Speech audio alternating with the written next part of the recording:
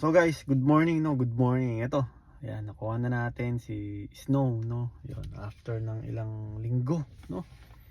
Almost 2 weeks ata, no. Kaya 'yun, papasalamat ako kay ano, unang-una kay Lord, no. Dahil 'yan, maging okay na, no. Tsaka sa kaibigan natin, kay tropa natin diyan sa may Abbotsford, no. Yun, maraming salamat at naayos na, no. After ng ilang linggo na talagang ano, okay lang naman, okay lang naman. Kaso nga lang syempre yung ang problema lang kasi yan, lalo kapag nagbabas ka, ganun. Talagang ubos ang oras mo kasi no choice ka kundi antayin yung schedule ng bus, ganun. Imbis na alam mo yun, makakauwi ka na ng maaga, makakapunta ka sa ganito, sa ganyan. Talagang kailangan mo maghintay. Though may Uber naman, kaso nga lang syempre kailangan din nating magtipid ba, no? Kasi kung pagkukumpara mo yung presyo ng Uber tsaka sa bus, which is ganoon din naman, no? Mas malaki yung diferensya, no? Higit pa sa triple, no?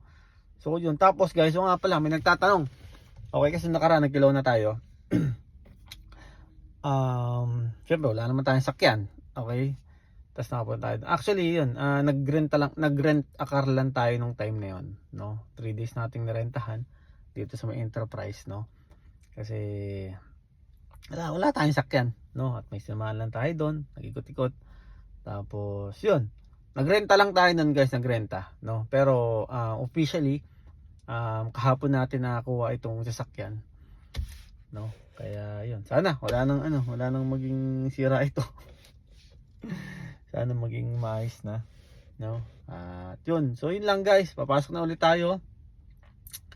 At na-miss ko itong itong ganitong pasok na naka sasakyan, no?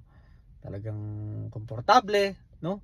Wala ka nang hintaying oras, ganoon, na dapat mismong pagpalo ng ganitong oras, maghihintay ka ng ng bus, no? So sanay naman tayo sa ganun. Kaso nga lang syempre nabanggit ko sa inyo, sayang talaga yung yung oras din, no. So guys, yun lang, ingat kayo lahat. God bless you all.